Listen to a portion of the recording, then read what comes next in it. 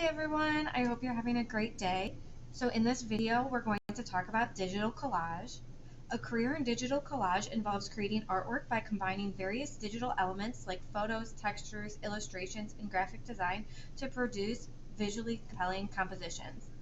Digital collage artists use tools like Photoshop to blend these elements seamlessly, often experimenting with layers, masks, and effects to create depth and interest.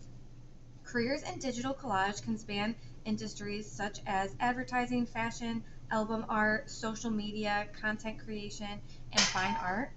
Artists can work as freelancers, in-house designers, or for creative agencies, and the field offers opportunities for both commercial and personal aesthetic expression.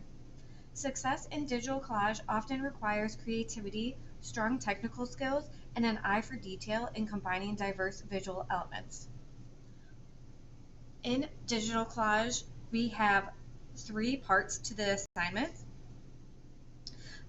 So the first one,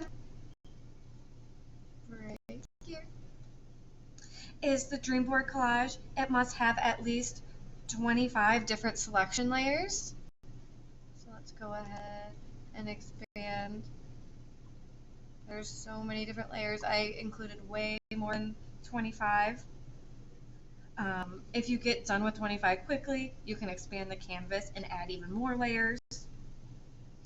Add layer styles to at least 10 of the layers. So that's these right here: drop shadow, outer glow, pattern overlay, gradient overlay, all of these different things right here. Have a background color, a gradient, or a picture. So that's like this background layer. So a color, you can use the paint bucket tool or the gradient tool. Have an overall cohesive theme. Use the free transform and transform tools. So if I'm trying to, these right here can allow us to transform and expand. You can use file or edit. Free transform is what is selected right now. You can transform using any of these. You have to include at least one person or animal with curly hair or hair blowing in the wind, and select around the hair and make sure that you use a mask for that. Select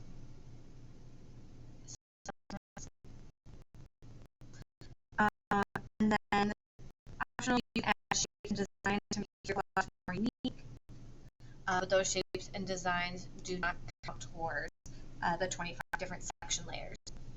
If you don't remember how to make selection layers, the masks, or the layer styles, make sure that you go back to those videos and watch them so that you're able to use all of those tools in this assignment. So the second one is recreating an artwork out of selections of food. So you're going to need lots of different foods in different colors. You can change the colors using the color balance adjustments or any of the filters. If you don't remember, go back to the filters or the adjustments videos to see what worked best for those. All of the artworks need to be different within the class, so there's a pile of cards that you can choose from, and if not, you can choose one from online and get it approved before starting. The last part of the digital collage assignment is creating a surrealist piece. So this is like a dream-like reality. You're going to have 10 selection layers from different images, 5 adjustment layers or layer styles. Use the transform and warp tools to change the look of the selections. Use filter and liquify to make things look like they're melting. All of the layers should look cohesive, like they go together. So surrealism is an art movement. So I just went to Google Arts and Culture to see some examples of surrealism, and we can see lots of different types. So some famous artists are Frida Kahlo, this one right here, and Salvador Dali,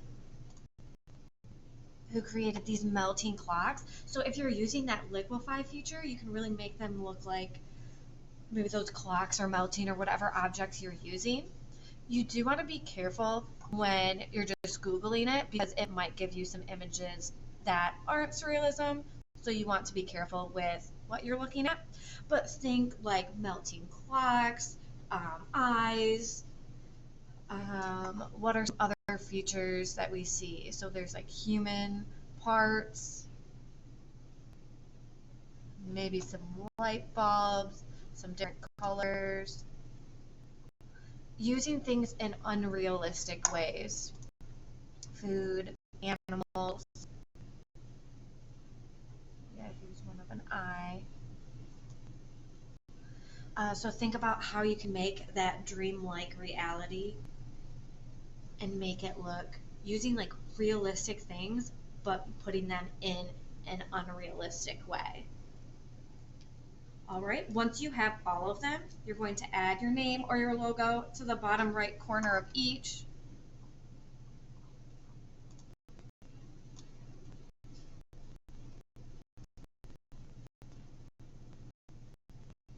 Just like that, make sure it's visible.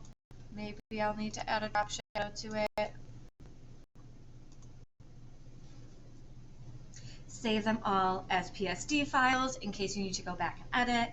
Export them as a JPEG file, and you're going to turn them in with the reflection attached to the assignment in Google Classroom. I can't wait to see what you make.